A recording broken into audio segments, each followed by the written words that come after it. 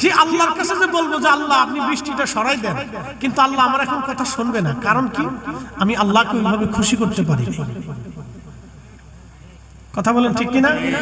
আল্লাহকে ওইভাবে আমি খুশি করতে পারি না। যদি আগের ওলি যারা ছিলেন তারা বলতেন ইয়া রাব্বি বৃষ্টির দরকার, তো আল্লাহ বৃষ্টি দিতেন। কারণ কি? তারা ওইভাবে আল্লাহকে খুশি করছিল। নদীকে বলতেন এ নদী আল্লাহর হুকুমে উজানের দিকে চলে যাও, তো নদী উজানের দিকে প্রবাহিত হতো। বলে কারণ কি? তারা ওইভাবে আল্লাহকে খুশি করছিল। আনা সাগরের পানি খাজা বাবা আজমিরি রাহিমাহুল্লাহ তিনি একটা লুটার ভিতর আনলেন, সারা ভারতের কাফেরদেরকে দেখালেন, এই কাফেররা, এ পুরোহিত ও ব্রাহ্মণ ও সাধু সন্ন্যাসী, তোমরা তো তোমাদের মতের উপরে বিশ্বাসের উপরে জীবনে বহু জাদুটনা মন্ত্রতন্ত্র সাধনা করলাম, কিন্তু দেখো আমি একজন মুসলিম দরবেশ, আমি সারা আনার পানি একটা লুটার ভিতরে এনে দেখাই দিলাম যে আল্লাহ পাকের মহাশক্তি কত বড় হতে পারে, যে আমি যদি একটা আনা সাগরের পানি একটা ঘটির মতো আনতে পারি, তাহলে আমার সেই রাব, আমার সেই মালিক কত বড় হতে পারে। আর আমি তার বিশ্বাসের কারণে আজকে তোমাদেরকে এই অবাস্তবকে বাস্তব করে দেখাইলাম। এটাকে বলা হয় কারামাত। এটা সালাম আল্লাহকে ডাক দিয়ে বলতেছে আল্লাহ বৃষ্টি দেন। আল্লাহ বলেন আগামী 1 মাসে বাজেট নাই। আল্লাহর নবী মুসা আলাইহিস সালাতু ওয়াস সালাম তিনি চলে আসছেন। হাসের দলেরা ডাক দিয়ে বলতেছে হে আল্লাহর নবী কি সংবাদ নিয়ে আসছেন? মুসা আলাইহিস সালাম ডাক দিলেন, হাসেরা, আমার রব আমার আল্লাহ বলে দিয়েছেন আগামী 1 মাসে মিশরের জমিনে কোনো বৃষ্টি বাজেট নাই।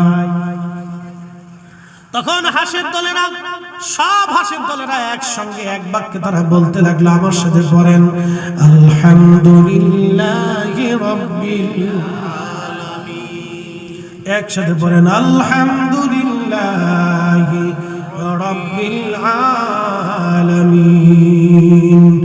সমস্ত প্রশংসা সে আল্লাহর জন্য, যে আল্লাহ যে মালিক আমার রব আমার আল্লাহ। সমস্ত প্রশংসা সে আল্লাহর জন্য যিনি সমস্ত জগৎ সমূহের রব, সমস্ত জগৎ সমূহের যিনি লালন পালন করনেওয়ালা। হযরত মুসা নবী যখন বলে দিলেন হাস বৃষ্টি আর আসবে না, আল্লাহ পাক আগামী 1 মাসে বৃষ্টি দিবে না, হাসেরা আল্লাহর প্রশংসা করতে লাগলো, আল্লাহর শুকর আদায় করতে লাগলো। মুসা আলাইহিস সালাম বাড়ির দিকে চলে যান। ঠিক এমন সময় আকাশে লক্ষ্য করে দেখলেন আকাশে মেঘ জমে গেছে, বিজলি চমকাইতেছে। কিছু সময় পরে দেখলেন অজর দ্বারায় আল্লাহর রহমতের বৃষ্টি নামা শুরু হয়ে গেছে। একবার জোরে বলবেন আল্লাহু আকবার। অজর দ্বারা আল্লাহ বৃষ্টি শুরু করে দিলেন। হযরত মুসা আলাইহিস সালাতু ওয়াস সালাম দেখলেন বৃষ্টি নামতে নামতে নামতে নামতে একেবারে হাঁটু পর্যন্ত পানিতে ডুবে গেল, এত পরিমাণে বৃষ্টি। ওই হাঁসের দল সাতরায়া সাতরায়া আল্লাহর পয়গম্বরের সামনে দাঁড়ায় বলেন, মুসা গো, আপনি না বললেন আগামী 1 মাসে বৃষ্টি হবে না, কিন্তু আল্লাহ বৃষ্টি দিয়া হাঁটু পর্যন্ত ডুবাই দিল, কারণ কি? মুসা আলাইহিস সালাম গেছে সেইতে, আল্লাহ তো আমার কাছে মিছে কথা কয় না, আল্লাহ তো ঠিক বলছে, বৃষ্টি আসার কথা, 1 মাসে থাকার না কথা, বৃষ্টি দিয়ে দিল আল্লাহ, কারণ কি?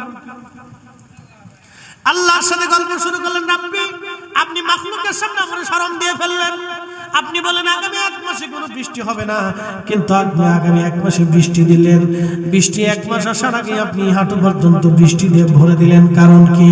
হযরত মুসা আলাইহিস সালাতু ওয়াস সালাম আল্লাহ ডাক দিলেন, মুসা রে, বৃষ্টি না পাওয়ার সংবাদ পাওয়ার পরে আমার হাঁসেরা কি বলেছিল? মুসা আলাইহিস সালাম বলেন, আলহামদুলিল্লাহি রাব্বিল আলামিন। তারা বলেছিল সমস্ত প্রশংসা সে আল্লাহর, যিনি সমস্ত জগৎ সমূহের রব।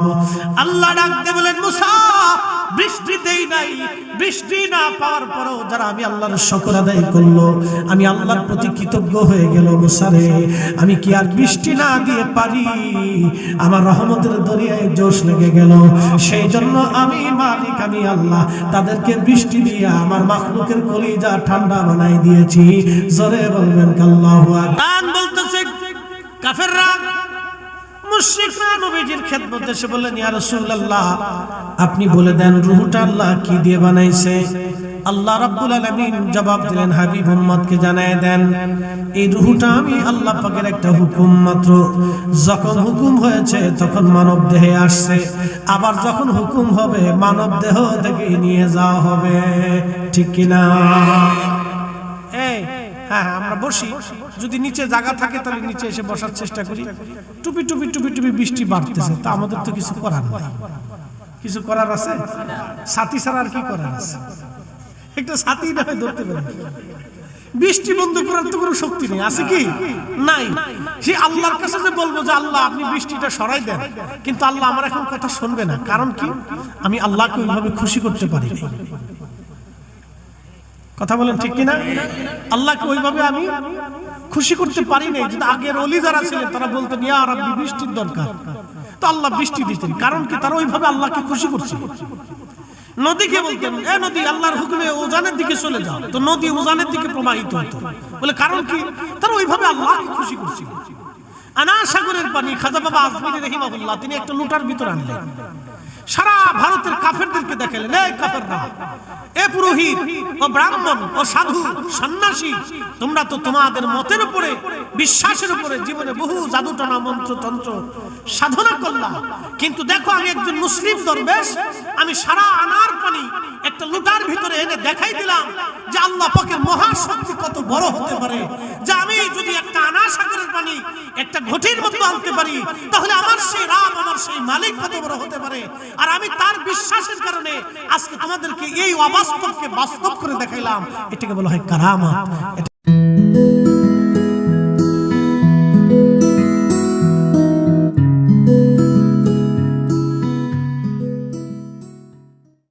বলা যাবে না মারহাবা? এটাকে কি বলে? আরবিতে বলে কারামাত। কারামাত বলে, কারামাত মানে অলৌকিক ঘটনা, যেটা আপনি সাধারণত কোন বিশ্ববিদ্যালয় বিজ্ঞানে আপনি এটা পাবেন না। আর নবী আলাইহিস সালামদের জন্য মুজিজা, আর আল্লাহ পাকের যেটা এটা হলো কুদরত, এটা আল্লাহর মহা অপরিসীম ক্ষমতা।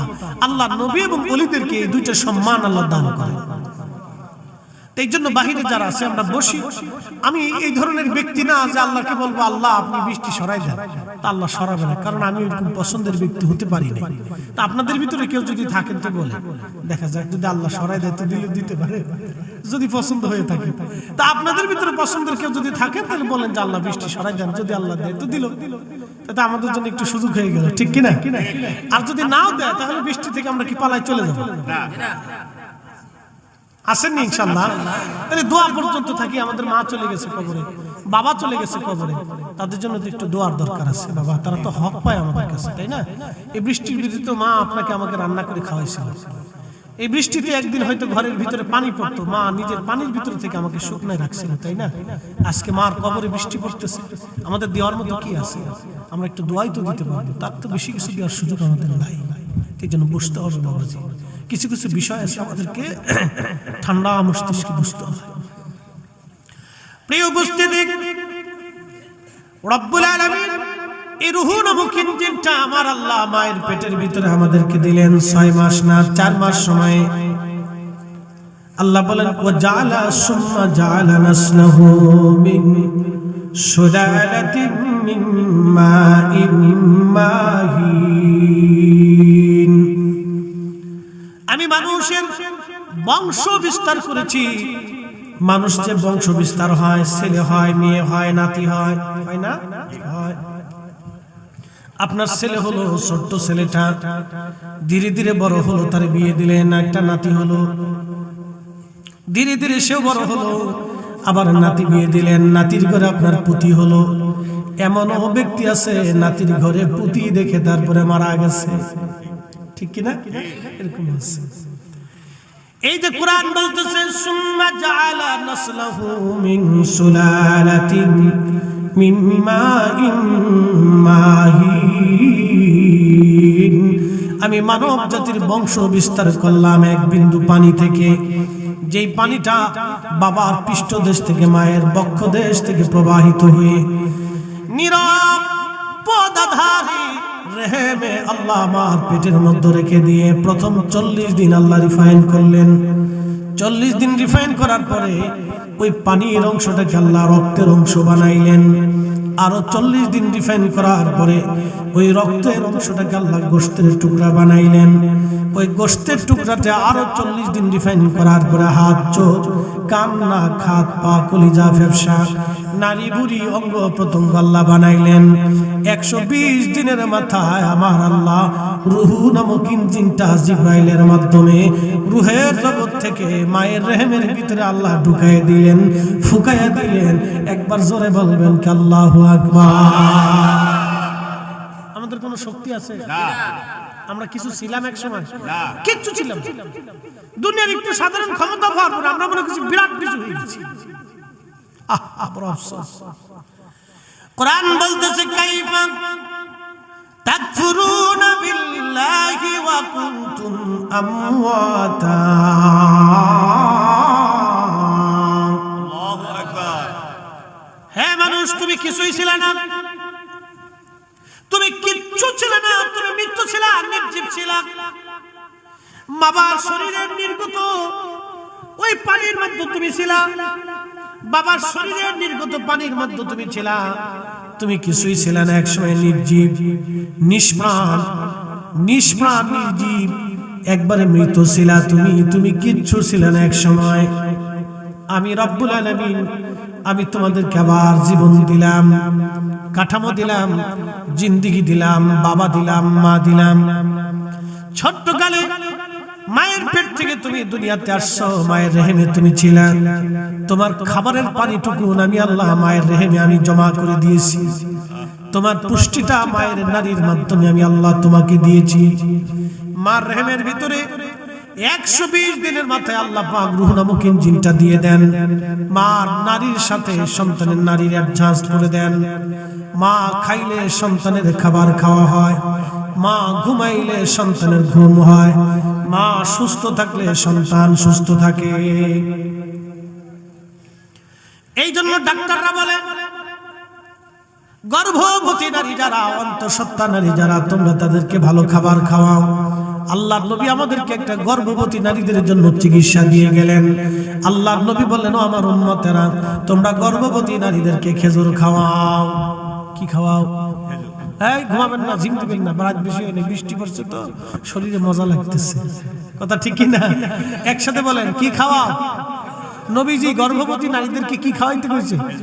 আমরা তো খালি ফুসকা খাওয়াই, ফুসকা, ফুসকার শটপটি। উরে খায়, বাপ রে বাপ, নাম দিছে বিসমিল্লাহ শটপটি হাউস। শটপটির বিরাট মার্কেট। ফুসকা, শটপটি, আবি জাবি, সিঙ্গারা, ফুরি, ফসা মশা, এগুলি হুসবে না, খালি খাইতে থাকে। আল্লাহর নবী বলেন, উম্মত, তোমার গর্ভবতী স্ত্রীকে তুমি খেজুর খাওয়াও, কারণ খেজুর আল্লাহর জান্নাতের ফল। একসাথে জোরে বলবেন কি মারহাবা। কিসের ফল? জান্নাতের ফল। শুধু জান্নাতের ফল না, আমাদের দেহের একটা অংশ। বলবেন হুজুর সেটা কেমন বুঝাই? আল্লাহর নবী বললেন, ওয়াবাদা খালকাল, কোরআন বলতেছে ওয়াবাদা খালকাল ইনসানি মিন তিন। আমি মানব জাতি সৃষ্টির সূচনা করলাম মাটি থেকে। আদম সফিউল্লাহকে আল্লাহ মাটি দিয়ে বানাইলেন। যেই মাটি দিয়ে আদমের দেহ বানানো হলো, তার অতিরিক্ত পড়ে যাওয়া মাটি থেকে আল্লাহ খেজুর গাছ বানাইছিলেন। এটা আমার বক্তব্য না, আল বেদায়াত ইমাম ইবনে কাসির আল্লাহ রাসূলের বরাত দিয়ে লিখেছেন। আল্লাহর নবী বলেন, উম্মত রে, তোমরা বেশি বেশি তোমাদের বাচ্চাদেরকে খেজুর খাওয়াও, গর্ভবতী নারীদেরকে খেজুর খাওয়াও, তোমরা নিজেরা খেজুর খাও, কারণ এটা আদম সফিউল্লাহর অতিরিক্ত মাটি থেকে গাছ বানানো হয়েছে। এটা জান্নাতের ফল। এই খাবার খাইলে তোমাদের শরীর হৃষ্টপুষ্ট হবে। একবার জোরে বলা যাবে কি মারহাবা। এই পোলাপান এদিকে, খালি হাত প্যান্ট করে ঘুরতেছিস, এদিকে আয় বাবা, আর সব বস। এই তুই যাস কে? পুরো রোজ শোনার বয়স না তো, খালি ঘুরে। আসো বাবু, আসো, ভিতরে আসো, চলে আসো, চলে আসো, বসো। তাহলে আল্লাহ রাসূল কি খাইতে বলছে? খেজুর। জোরে বলেন, কি খাইতে বলছে? খেজুর। তাহলে আমরা আমাদের বাচ্চাদেরকে কি খাওয়াবো? না চিপস খাওয়াবো? বেশি করে চিপস খাওয়াবো।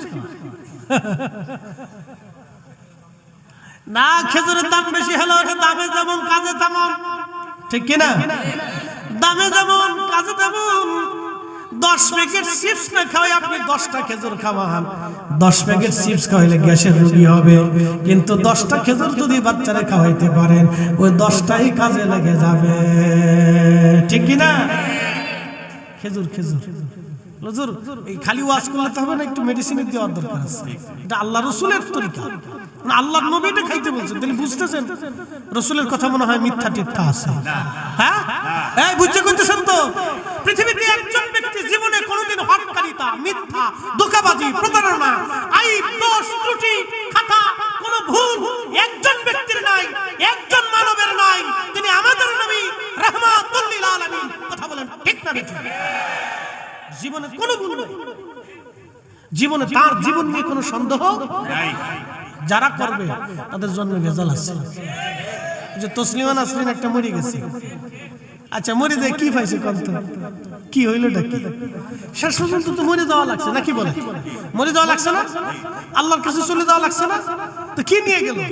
দুইটা জিনিস নিতে পারে না, 1 নম্বর ঈমান, 2 নম্বর আমল। সে কি নিছে? জীবনে বিয়েও বসতে পারে না, কারণ পুরুষ মানুষ দেখতে পারতো না বলে বেডি। হেতাই কইতো যে বেডিরা যেমনে দাঁড়ায়, যেমনে পুরুষ মানুষ দাঁড়ায় পেশাব করে, বেডিরা ওইভাবে দাঁড়ায় পেশাব করে। এর কথা ছিল সমান অধিকার। আচ্ছা আল্লাহ কি আমাদেরকে সমান অধিকার দিছিল? না, আল্লাহ আমাদেরকে সমান সমান দেন নাই, আল্লাহ রাসূলও দেন নাই। সৃষ্টিগতভাবে পার্থক্য আছে, ঠিক কি না? এটা পার্থক্য সৃষ্টিগত। আমাদের কাজ বাইরে বাইরে, তাদের কাজ ঘরে ঘরে। নারী যদি বাইরে চলে আসে তাহলে বিপদ। এই জন্য আল্লাহ নারীদেরকে ঘরে ঘরে, পুরুষদেরকে বাইরে বাইরে। এটা সৃষ্টিগত। সৃষ্টিগতভাবে আল্লাহ রাব্বুল আলামিন এগুলি করছেন।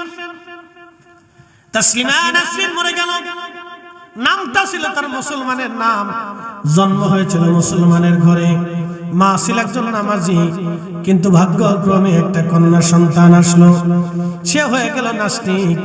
মরণের সময় সে কিছুই রাখতে পারল না, ইজ্জত না, দুনিয়াও না, আখিরাত পেল না, কোথাও কিছুই সে পেল না, চলে গেল আজ আল্লাহর কাছে। কিন্তু আল্লাহর কাছে তো আমাদের সবাই চলে যাব, আমরা কেউ থাকতে পারবো না, কারণ আল্লাহ মাটি দিয়ে আমাদেরকে বানাইলেন, আবার মাটির নিচে আল্লাহ আমাদেরকে নিয়ে চলে যাবেন।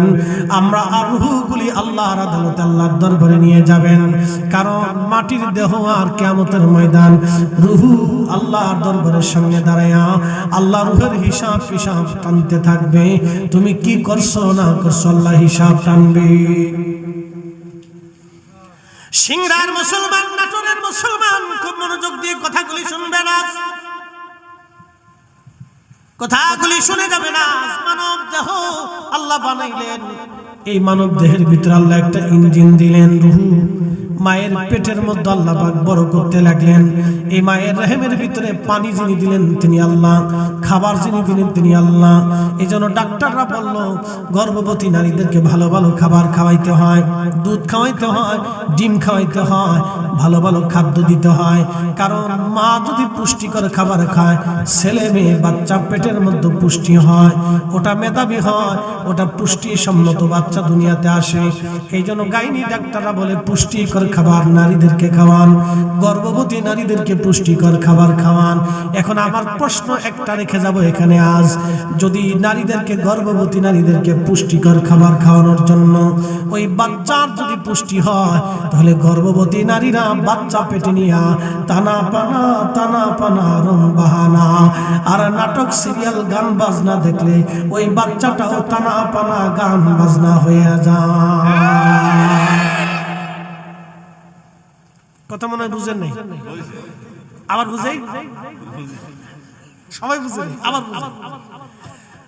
মায়ের পেটে বাচ্চা, গাইনি ডাক্তাররা বলতেছে ভালো পুষ্টিকর খাবার খাওয়ান, এই আয়রন যুক্ত খাবার খাওয়ান, ভিটামিন যুক্ত খাবার খাওয়ান, শাকসবজি বেশি খাওয়ান, দুধ খাওয়ান, ডিম খাওয়ান, মাছ খাওয়ান, ফল ফ্রুট খাওয়ান, বেশি বেশি ভালো ভালো খাবার খাওয়ান, কারণ মার পুষ্টি হলে বাচ্চা পুষ্টি হয়। কথা তো সত্য, ডাক্তারের থিম অনুযায়ী, চিকিৎসা শাস্ত্র অনুযায়ী ঠিক। যদি মা বাচ্চাকে পেটে নিয়ে নামাজ পড়লে ওই বাচ্চাটা নামাজের প্রতি রুজু হয়। মা বাচ্চা পেটে নিয়ে জিকির করলে বাচ্চাটা ওই জিকির করতে বলা হয়। মা বাচ্চা নিয়ে কোরআন পড়লে ওই বাচ্চাটা কোরআনের প্রতি মহব্বত বেড়ে যায়। মা বাচ্চা পেটে নিয়ে দুরূদ শরীফ পড়লে ওই বাচ্চা রাসূলের প্রতি মহব্বত বেড়ে যায়। কথা কোন ঠিক কি না? এটা সূত্র বলে, আমি বলতেছি সূত্র বলতেছি। এগুলো আমাদের শিখতে হবে, আমাদের নারীদেরকে শিখাইতে হবে। এটা প্র্যাকটিক্যাল থিং, একবারে প্র্যাকটিক্যাল আপনাদেরকে বোঝাচ্ছি। মার রেহেমের ভিতরে আল্লাহ রাব্বুল আলামিন এই বাচ্চাটাকে ধীরে ধীরে ধীরে ধীরে বড় করেন। আহা দেখবেন কত মা রাত্রিবেলা ঘুমাইতে পারে না, অনেক বড় যন্ত্রণা হয়, ব্যথা বেদনা করে, তারপরেও এই মা বাচ্চার জন্য, সন্তানের জন্য ধৈর্য ধরতে থাকে। একদিন না, 2 দিন না, সর্বনিম্ন 6 মাস, সর্বোচ্চ 10 মাস 10 দিন মায়ের রেহেমে আমার আল্লাহ মাকে কষ্ট দিতে থাকে এই বাচ্চাটাকে দুনিয়ায় আনার জন্য। সেটা পশু পাখি থেকে শুরু করে সর্বমহলে মানব দানব থেকে শুরু করে সবাই যারা বাচ্চা পেটে নেয় তাদেরই কষ্ট হয়, বিরাট বড় ব্যথা যন্ত্রণা সহ্য করে তারা এই বাচ্চাটাকে বড় করতে থাকে। এই জন্য কুরআন আল্লাহ বলেন আনিশকুরলি ওয়ালি ওয়ালিদাইক, তোমরা আমি আল্লাহর শুকর আদায় করো, আমার পরে আমার তোমার বাবা মার প্রতি তোমরা কৃতজ্ঞ হও। পুটুর পুটুর বৃষ্টি বাড়তেছে, কি করার আছে বলেন? আলহামদুলিল্লাহ। না না, জোরে আলহামদুলিল্লাহ, আরো জোরে আলহামদুলিল্লাহ। শুকর আল্লাহ, শুকর আদায় করলে নিয়ামত বাড়ে না কোনো? ওয়াজ ওই পর্যন্ত রাখলাম, মার পেটে বাচ্চা, পরে আসতেছি অনেকটা ওয়াজ শোনাই দিয়ে যায়। মুসা আলাইহিস সালাতু ওয়াস সালাম তুর পাহাড়ে যেতেছে, একদল হাঁস মুসা নবীর সামনে দাঁড়ায় বলতেছে, হুজুর আপনি তো আল্লাহর সাথে কালাম করতে যান, তো আপনি জানেন আমরা তো পানি ছাড়া বাঁচি না, পানির খুব দরকার, বহুদিন আল্লাহ বৃষ্টি বাদল দেয় না, আপনি যে আল্লাহর কাছে বলেন আল্লাহ যাতে বৃষ্টি দেয়। কারা কইছে? হাঁস। জোরে বলেন কারা? হাঁস কি আমরা বানাইছি? ডিমটা বুঝে আমরাই বানাই। হ্যাঁ, এই যে মাঝে মধ্যে ডিমের দাম বাড়ে, কারণটা কি? হঠাৎ করে ডিমের দাম বাড়ে, তার মানে সমস্ত হাঁস আর মুরগি স্টক করছে, ওরা হরতাল করছে যে আমরা ডিম দেবো না, তোরা ডিম পেড়ে খা, না কি বলে?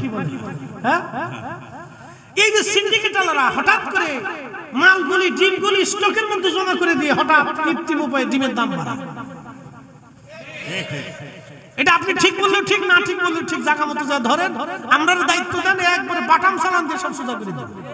হ্যাঁ, দায়িত্ব দিয়ে দেন, আমরা আলেমদেরকে দায়িত্ব দিয়ে দেন, দেখবেন যে আমরা একবারে 7 দিনে বাটাম চালান দিয়ে একবারে সব সোজা করে দিচ্ছি। এমন চালান দেবো যে বাপের জীবনে এরকম চালান কোনোদিন খাইছে না।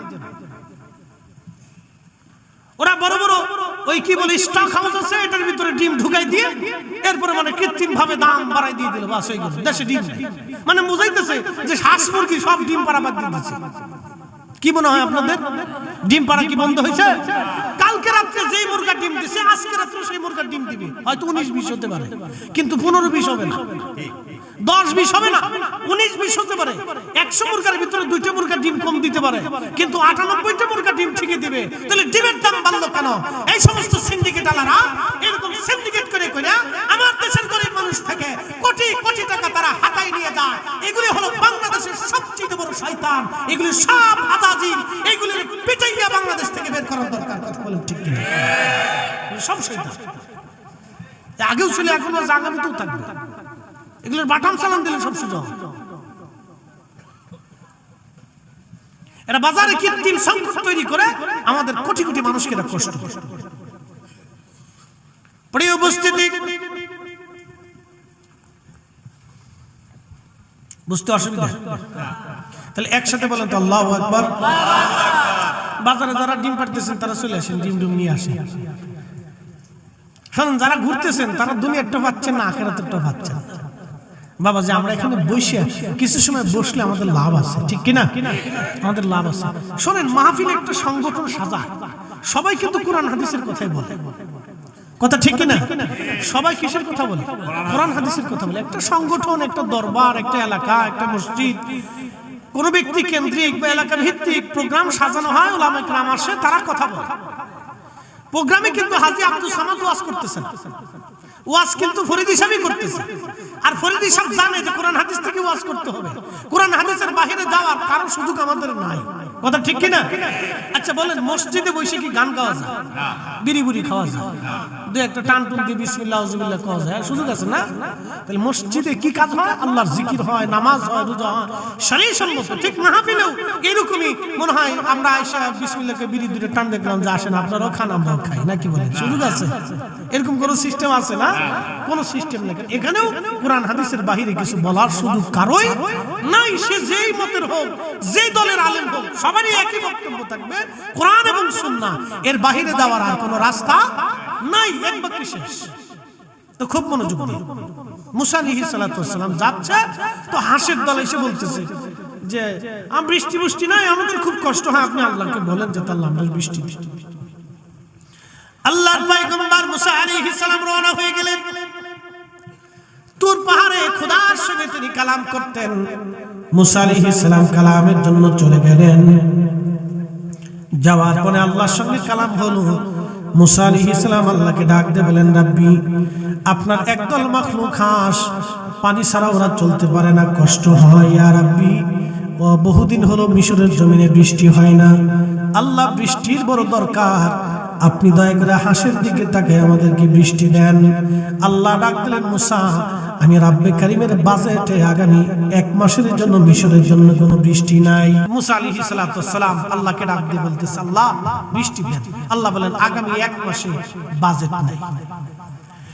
আল্লাহর নবী মুসা আলাইহিস সালাতু ওয়াস সালাম তিনি চলে আসছেন। হাঁসের দলেরা ডাক দিয়ে বলতেছে, হে আল্লাহর নবী, কি সংবাদ নিয়ে আসছেন? মুসা আলাইহিস সালাম ডাক দিলেন, হাঁসেরা, আমার রব আমার আল্লাহ বলে দিয়েছেন আগামী 1 মাসে মিশরের জমিনে কোনো বৃষ্টি বাজেট নাই। তখন হাঁসের দলেরা, সব হাঁসের দলেরা একসঙ্গে এক বাক্যে তারা বলতে লাগলো, আমার সাথে পড়েন, আলহামদুলিল্লাহি রাব্বিল আলামিন। একসাথে পড়েন, আলহামদুলিল্লাহি রাব্বিল আলামিন। সমস্ত প্রশংসা সে আল্লাহর জন্য, যে আল্লাহ, যে মালিক আমার রব আমার আল্লাহ। সমস্ত প্রশংসা সে আল্লাহর জন্য, যিনি সমস্ত জগৎ সমূহের রব, সমস্ত জগৎ সমূহের যিনি লালন পালন করনেওয়ালা। হযরত মুসা নবী যখন বলে দিলেন, হাঁস বৃষ্টি আর আসবে না, আল্লাহ পাক আগামী 1 মাসে বৃষ্টি দিবে না, হাঁসেরা আল্লাহর প্রশংসা করতে লাগলো, আল্লাহর শুকর আদায় করতে লাগলো। মুসা আলাইহিস সালাম বাড়ির দিকে চলে যান। ঠিক এমন সময় আকাশে লক্ষ্য করে দেখলেন, আকাশে মেঘ জমে গেছে, বিজলি চমকাইতেছে। কিছু সময় পরে দেখলেন অজর দ্বারায় আল্লাহর রহমতের বৃষ্টি নামা শুরু হয়ে গেছে। একবার জোরে বলবেন কি আল্লাহু আকবার। অঝর ধরে আল্লাহ বৃষ্টি শুরু করে দিলেন। হযরত মুসা আলাইহিস সালাতু ওয়াস সালাম দেখলেন বৃষ্টি নামতে নামতে নামতে নামতে একেবারে হাঁটু পর্যন্ত পানিতে ডুবে গেল, এত পরিমাণে বৃষ্টি। ওই হাঁসের দল সাতরায়া সাতরায়া আল্লাহর পয়গম্বরের সামনে দাঁড়ায় বলেন, মুসা গো, আপনি না বললেন আগামী 1 মাসে বৃষ্টি হবে না, কিন্তু আল্লাহ বৃষ্টি দিয়া হাঁটু পর্যন্ত ডুবাই দিল, কারণ কি? মুসা আলাইহিস সালাম গেছে শিখতে, আল্লাহ তো আমার কাছে মিছে কথা কয় না, আল্লাহ তো ঠিক বলছে, বৃষ্টি আসার কথা, 1 মাসে থাকার না কথা, বৃষ্টি দিয়ে দিল আল্লাহ, কারণ কি? আল্লাহর সাথে গল্প শুরু করলেন, রাব্বি, আপনি মাখলুকের সামনে আমার শরম দিয়ে ফেললেন। আপনি বলেন আগামী 1 মাসে কোনো বৃষ্টি হবে না, কিন্তু আপনি আগামী 1 মাসে বৃষ্টি দিলেন। বৃষ্টি 1 মাস আসার আগে আপনি হাঁটু পর্যন্ত বৃষ্টি দিয়ে ভরে দিলেন, কারণ কি? হযরত মুসা আলাইহিস সালাতু ওয়াস সালামকে আল্লাহ ডাক দিলেন, মুসা রে, বৃষ্টি না পাওয়ার সংবাদ পাওয়ার পরে আমার হাঁসেরা কি বলেছিল?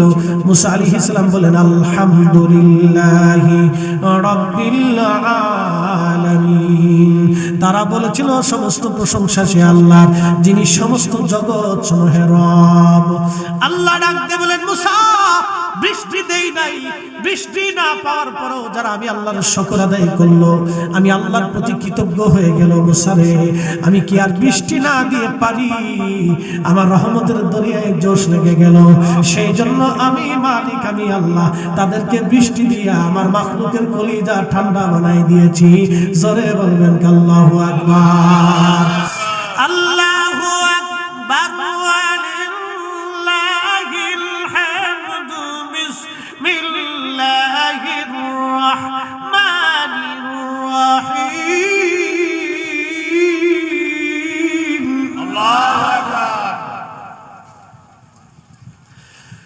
ফাযকুরুনি আযকুরুকুম ওয়াশকুরুনি ওয়ালা তাকফুরুন। আল্লাহু আকবার। রব্বুল আলামিন আমাদেরকে ডাক দিয়ে বলেন, হে বান্দারা, তোমরা আমি আল্লাহকে স্মরণ করো, আমি আল্লাহর স্মরণ করব,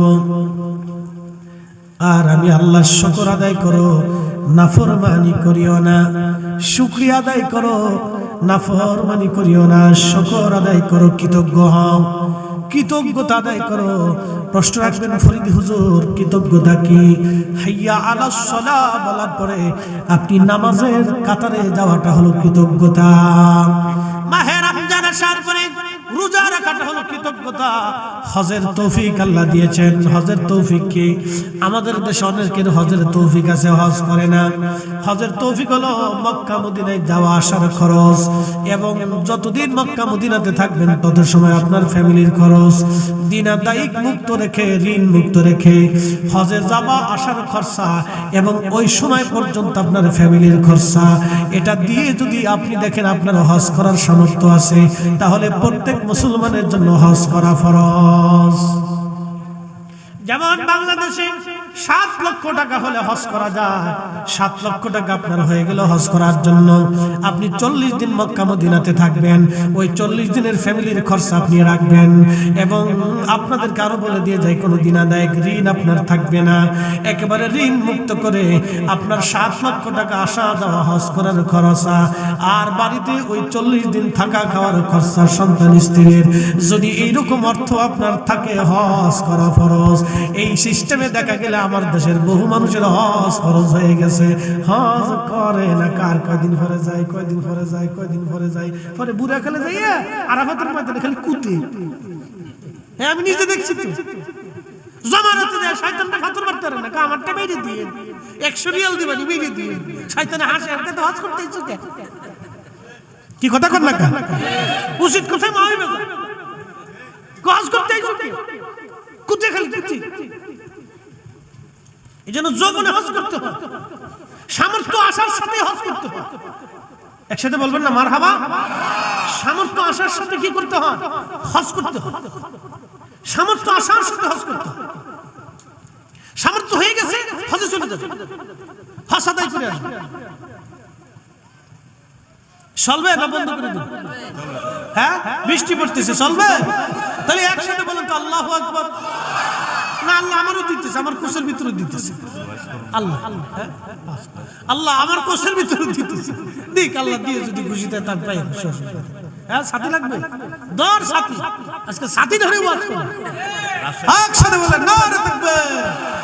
হ্যাঁ, চলে আসেন, সবাই চলে আসেন, সাথী ধরে আজকে ওয়াজ হবে। নাটোরে ব্রেক ফেলে যায়, অসুবিধা নেই। রাজশাহীতে করে ওয়াজ করছিলাম গত বছর, আর সর্বনাশ। আল্লাহ ছিলেন আপনারা না? মাশাআল্লাহ, মাশাআল্লাহ। রাজশাহীতে বৃষ্টি, ওই দিন দেখা গেছে। শোনেন, আপনাদেরকে একটা আজকে কথা বলি। আমাদের জীবনের আমলে তো আমাদের দুর্বল আছে, আছে না ভাই? আমলে আমাদের কি আছে? দুর্বলতা আছে। কিন্তু একটা মনে রাখবেন যে কোন সময়ের ইবাদতটা একই দৃঢ় বিশ্বাসটা আল্লাহ কবুল করবে আমাদের কারো জানা নাই। এই জন্য যা করবেন ইখলাসের সাথে, দৃঢ়তার সাথে। এই যে শোনেন, এই যে মিলাদ নিয়ে আমরা বেহুদা একটা ঝগড়া করি। আমরা যখন ইয়া নবী সালাম আলাইকে বলে দাঁড়াই, তখন আমরা দৃঢ়তার সাথে রাসূলের সম্মানে নবীকে সালাম দেই। কথা কর না কেন, ঠিক কিনা?